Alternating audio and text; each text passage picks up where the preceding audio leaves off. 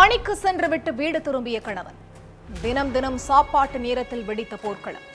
6 மாத கர்ப்பிணி மனைவியையும் 2 வயது மகனையும் கத்தியால் குத்தி கொலை செய்த கொடூரம்.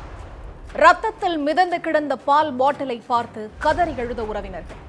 சாப்பாட்டிற்காக கர்ப்பிணி மனைவியையும் மகனையும் துடிக்க துடிக்க கொன்ற அரக்கன் சிக்கியது எப்படி? நடந்தது என்ன?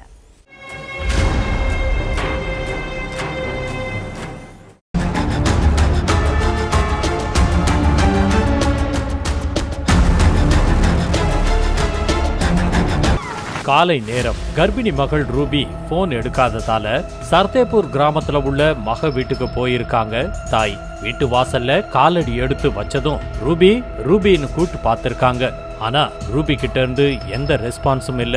அப்போ கதவு லேசா திறந்து இருந்ததை பார்த்து வீட்டுக்குள்ள போனவங்க கத்தி கூச்சல் போட்டிருக்காங்க. அவங்களுடைய அலறல் சத்தத்தை கேட்டு அக்கம் பக்கத்துல இருந்து ஓடி வந்த சொந்தக்காரங்களும் அரண்டு போய் நின்னு இருக்காங்க. ஏன்னா வீட்டுக்குள்ள 6 மாத கர்ப்பிணியா இருந்த ரூபியும் 2 வயசு மகனும் ரத்த வெள்ளத்துல சடலமா கிடந்திருக்காங்க. அடுத்து தகவல் தெரிஞ்சு ஸ்பாட்டுக்கு வந்த போலீஸ் 2 சடலங்களையும் கைப்பற்றி விசாரணையில இறங்குனாங்க. ரூபியையும் சிறுவனையும் கொன்னது யாரு? பணத்துக்காக கொள்ளை கும்பல் ஏதாவது வீடு புகுந்து தாயையும் மகனையும் கொலை பண்ணிருப்பாங்களான்னு இப்படி பல்வேறு கோணங்கள்ல விசாரணையை தொடங்கினாங்க.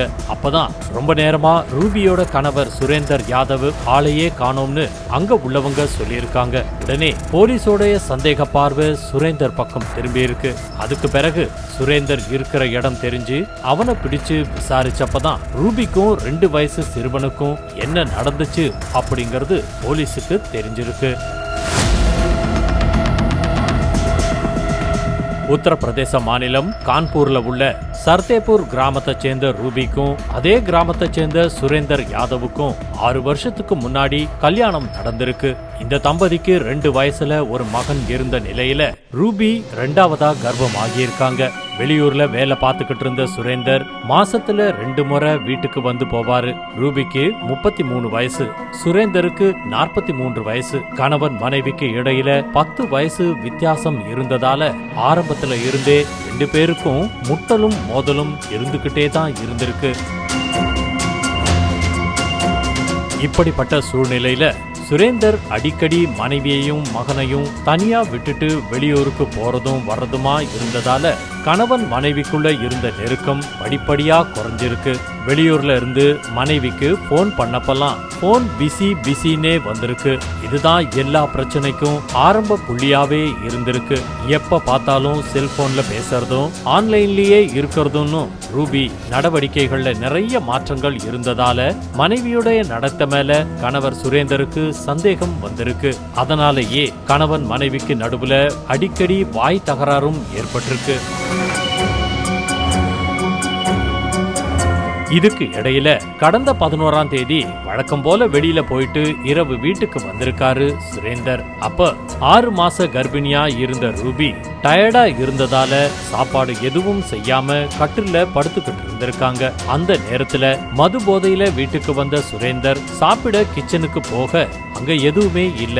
அதனால ஆத்திரம் அடைஞ்சவரு ஏன் சாப்பாடு செய்யலன்னு சொல்லி கர்ப்பிணின்னு கூட பார்க்காம ரூபியோடைய முடிய பிடிச்சு சரமாரியா தாக்கி இருக்கான். அது மட்டும் இல்லாம கிச்சன்ல இருந்த கத்தியை எடுத்துட்டு வந்து அவங்களுடைய கழுத்து மற்றும் தலை பகுதிகள்ல கத்தியால குத்தி கிழிச்சிருக்கான். அதை பார்த்து அழுதுகிட்டே இருந்த 2 வயசு மகனையும் கொஞ்சம் கூட ஈவு இறக்கமே இல்லாம அதே கத்தியால கழுத்து அறுத்து துடிக்க துடிக்க கொன்னிருக்கான்.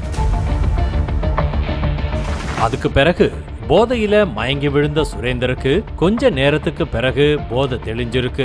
அப்போ மனைவியும் மகனும் ரத்த வெள்ளத்துல சடலமா கடந்ததை பார்த்து அழுது இருக்கான். போதையில கொலை பண்ணிட்டோமேன்னு பயந்து போன சுரேந்தர் அங்கிருந்து தப்பிச்சு போயிட்டான். அடுத்து செல்போன் நம்பரை வச்சு அவனை பிடிச்சு விசாரிச்சப்பதான் மொத்த உண்மையையும் சொல்லியிருக்கான் சுரேந்தர். அதுக்கப்புறம் அவன் மேல மர்டர் கேஸ் ஃபைல் பண்ண போலீஸ் அவனை அரெஸ்ட் பண்ணி சிறையில தள்ளிட்டாங்க.